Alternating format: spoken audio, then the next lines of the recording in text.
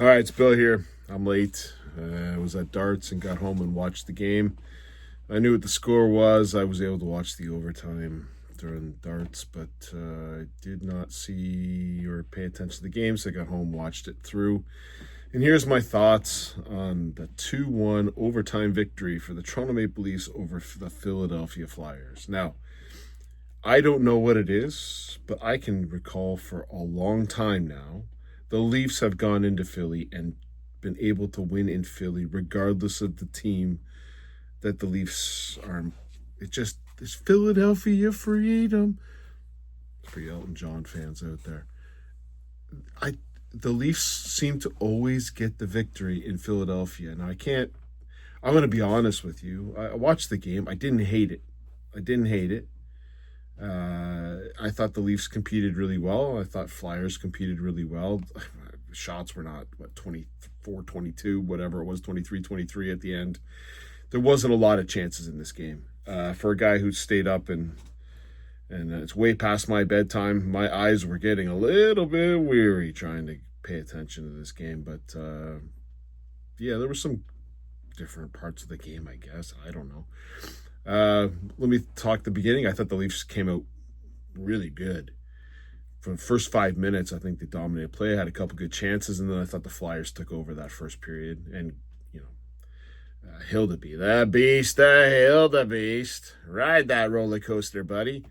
Played fantastic. And he made some beautiful saves. Another thing, Trevor Zegras, wow. I mean, he did nothing with Anaheim last year. This guy's dynamite. Okay.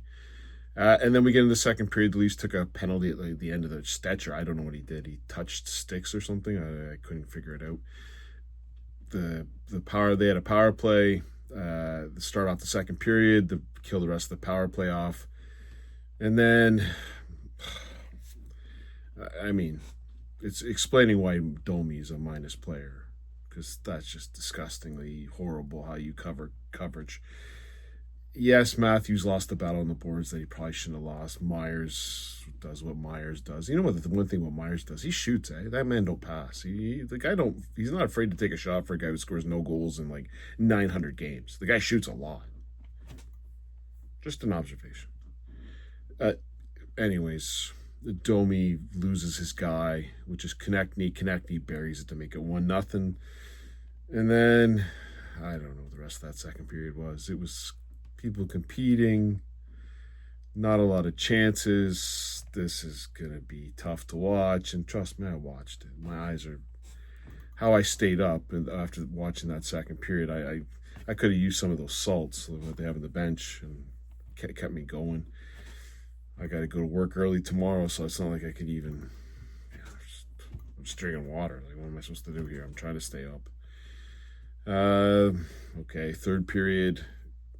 Again, I thought it was really tight, really close checking. And then the penalties started to rile up on the Leafs. Or the Leafs had some power. The one thing I did forget about the second period.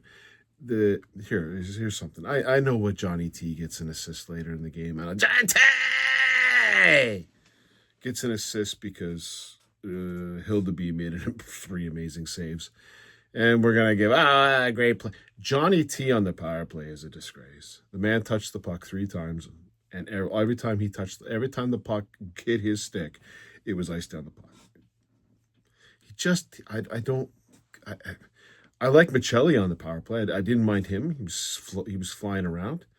Please, for the love of all that's Pete, when Nylander gets past this cuticle issue that he has, when he can get past the fact that his nail polish doesn't match, when he finally comes back from that, could you just leave Michelli on the ice and put Tavares on the second power play line? Please, for the love of God, you got Nyes in front of the net. That's fine. Let Nyes do the front of the end work. Passing the puck to Johnny T on a power play is like, it's like asking me to friggin' hit a 10-foot putt. It ain't happening. You can't do it.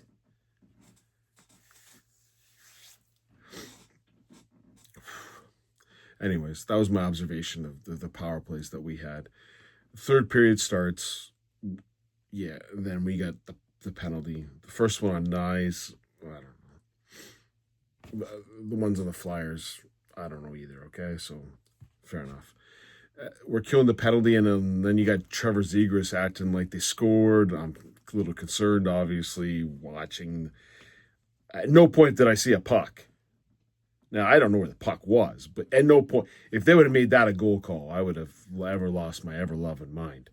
That puck just went into Hildeby, the Beast's chest, and it's like he swallowed it.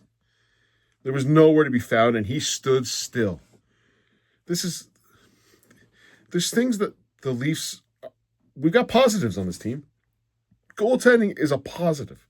We have 3 goalies. You only need 2. And then you might have a bad backup in the minors.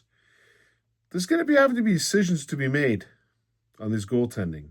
I think Wall's the best of the bunch. I like what Stolarz did last year, but Hildeby's got enough. There's trade value here. There's trade value. You can get some prospects out of these guys.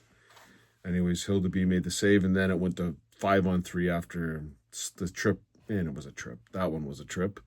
On Tippett for Stetcher. And yes, everyone's going to go, Scotty Rotten. Well, let me give you your Scotty T. Rotten report. 1! 1! We got a 1! A 1, 0, 1. 14 minutes. He scored on his only shot on net. Way to go, Scotty. 14 minutes, and everyone's going to say, great penalty killing. And at the end of the day, he did fine. Now, I'm not going to sit here and give him the player of the game award, okay? Because that goes to Hildeby every single time. But was he horrible tonight? No. Now, he's playing his old team. That helps. Now, before this game started, you probably would have said, I'm betting a lot of money that Nikita Grabankin's going to score. Now, I watched Grabankin. I don't know if anyone else watched Grabankin. Grabankin was good tonight. He was buzzing around the net. I was expecting him to score. But we finally got the reverse curse. Every single ex-Leaf scores against the Leaf. That's just the way it works. Fraser Minton, Alex Steves for this year. Name the player. Kadri. Name the player. They score against the Leafs. It's very rare that we get another player from another team and they score against their team. Well, tonight we got the reverse.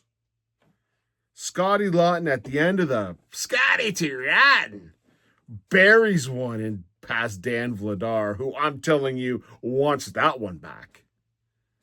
Now, it was a nice pull in, but yeah, okay, we'll take it. Short-handed goal for Scotty Rotten. The rock star arrives. He played fine tonight. But please, let's not put him in the Frank Selke trophy conversation just yet, okay? Anyways, it was a nice goal to make it 1-1, and then overtime was by far. Why don't they play like that all game? If they played like that, the overtime was fantastic. It had bunch of people falling all over the place, horrible plays, which led to breakaways both ways. Again, when I saw Zegras going on the breakaway after a beautiful pass from Matthews, yeah, really, really beautiful. And then I was sitting beside my buddy, and I'm like, we're watching at darts. I'm like, that's in. That's Zegras. That's not like, that ain't Grabankin going down. That's Zegras. That guy knows how to score on breakaways. And Hildeby makes a beautiful save, and then it returns back, and it was Cowan on a breakaway, and it was that's the worst move I've ever seen in history play. And then it goes back the other way. You got Michelli flying all over the place, doing picks. That was the other thing tonight. The ice looked terrible. Everyone was falling down, sticks, getting pucks jumping over the... Now, I can't blame the ice for the fact that Mini Domi didn't complete a pass to his own team the whole goddamn game. But this ice surface looked disgustingly bad. Pucks were all over the place. Michelli's doing, he's no Mitch Marner, obviously. We tried to replace Mitch Marner, but you saw that double axle. He never landed it in overtime. He did a double axle. He just, you got to get the smooth. Maybe he spends a little bit more time when they're going to be playing Boitano coming up. Maybe Michelli spends a little time, figures out how to land that. Anyways, spinning around, pucks all over the place. And then you got a friggin' 2-on-1, Couturier and Mitchkov. Mitchkov, what a save. Hildeby comes across, and we got sticky. And then you got a dive sticky. And then Tavares going back the other way. And obviously Mitchkov was winded because he couldn't get back. Cowan had been on the ice for, I think, about 75 minutes at that point. I don't know.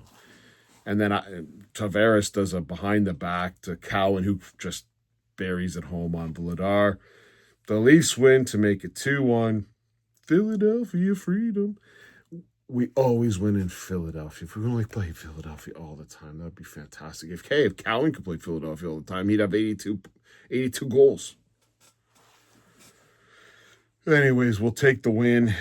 We got Vancouver on Saturday. That should be a win, but it's Leafy. Just as a Leaf fan, you know the Leafy thing that could come out of this game. But they got a little roll going now, not in a playoff spot, but certainly putting themselves into a point where you could actually talk to them about it. I understand the schedule coming up is disgusting. Very challenging. I think they said it was the 4th hardest schedule in the league coming up. That you put yourself in a position. Hildeby, well done. Scotty Tyrion gets a shout out from Bill. Still not worth a first-round pick. Just going to go Scotty. And I thought for the majority of the part, even really, he missed an empty net. But he wasn't. He's nice 0-0-0s across the board. Don't worry. Him and Brandon Carlo played the whole night, didn't make physical contact with another person on the team. I thought, Robertson again, Cowan, Wall, pretty decent night. Overall, Leafs win. I'll talk to you on Saturday when they play the Vancouver Canucks. Cheers.